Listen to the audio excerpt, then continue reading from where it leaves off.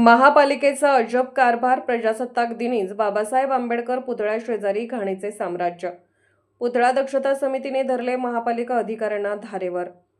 आज देशभरात प्रजासत्ताक दिन मोठ्या उत्साहात साजरा होत असताना मिरज शहरातील महापालिकेच्या अजब व निष्काळजी कारभाराचे दर्शन नागरिकांना घडले. शहरातील डॉक्टर बाबासाहेब आंबेडकर पुतळ्याच्या परिसरात तसेच समोर असलेल्या डॉक्टर बाबासाहेब आंबेडकर उद्यानात मोठ्या प्रमाणावर घाणीचे साम्राज्य पसरलेले आढळून आले. राष्ट्रीय सणाच्या दिवशी संविधानाचे शिल्पकार भारतरत्न डॉक्टर बाबासाहेब आंबेडकर यांच्या पुतळ्याभोवती स्वच्छतेचा अभाव दिसून येणे ही अत्यंत खेदजनक बाब असल्याची तीव्र प्रतिक्रिया नागरिकांतून व्यक्त होत आहे. या प्रकारामुळे महापालिकेच्या स्वच्छता व्यवस्थेवर गंभीर प्रश्नचिन्ह निर्माण झाले आहे. या घटनेची दखल घेत डॉक्टर बाबासाहेब आंबेडकर पुतळा दक्षता समितीचे अध्यक्ष आठवले सर यांनी महापालिकेचे संबंधित अधिकारी व कर्मचाऱ्यांना चांगलेच धारेवर धरले. वारंवार तक्रारी करूनही परिस्थितीत सुधारणा होत नसल्याचा आरोप त्यांनी केला. या निषेधार्थ आज डॉक्टर बाबासाहेब आंबेडकर उद्यानाला कुलूप लावून आंदोलन करण्यात आले. महापालिकेने तातडीने स्वच्छता करून संबंधित अधिकाऱ्यांवर कारवाई करावी अशी मागणी यावेळी करण्यात आली. अन्यथा आंदोलन अधिक तीव्र करण्याचा इशाराही दक्षता समितीच्या वतीने देण्यात आला आहे. 26 जानेवारी 1950 हा दिवस संपूर्ण भारतभर प्रजासत्ताक दिन म्हणून मोठ्या उत्साहानं साजरा केला गेला जातो. कारण याच दिवशी बाबासाहेबांनी भारत देशाला दिलेले जे संविधान आहे त्या संविधानाप्रमाणे भारताचा कारभार सुरू झाला आणि जनतेचं राज्य या ठिकाणी संविधानाच्या माध्यमातून निर्माण झालं.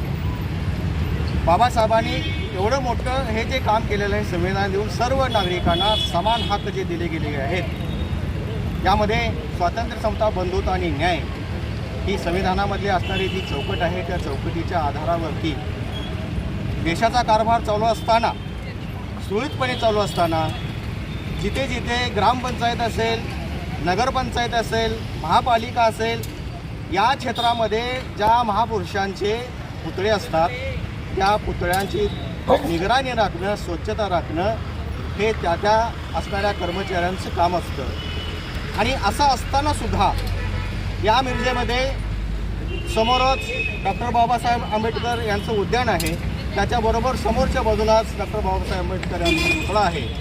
या दोन्ही विभागाची असणारी जबाबदारी सांगली मिरज कुपवाड महापालिका क्षेत्राचे काम करणारी जी मंडळी आहे, म्हणजे आरोग्य अधिकारी असतील, कर्मचारी असतील, या दोन्ही विभागाचं कामकाज स्वच्छ ठेवणं, निगराणी राखणं हे असतानासुद्धा ते आपल्या कर्तव्यामध्ये कसूर करतात असं दिसून आलं.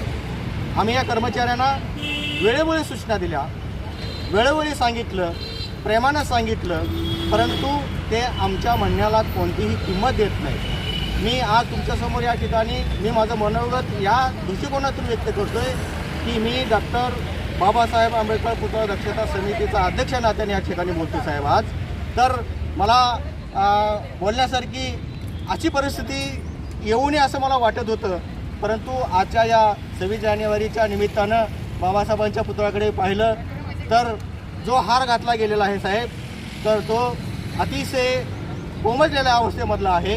आणि हा हार त्यांचे इथे असणारे अधिकारी कर्मचारी सांगतायत की आम्ही तो हार सांगलीहून मागवला.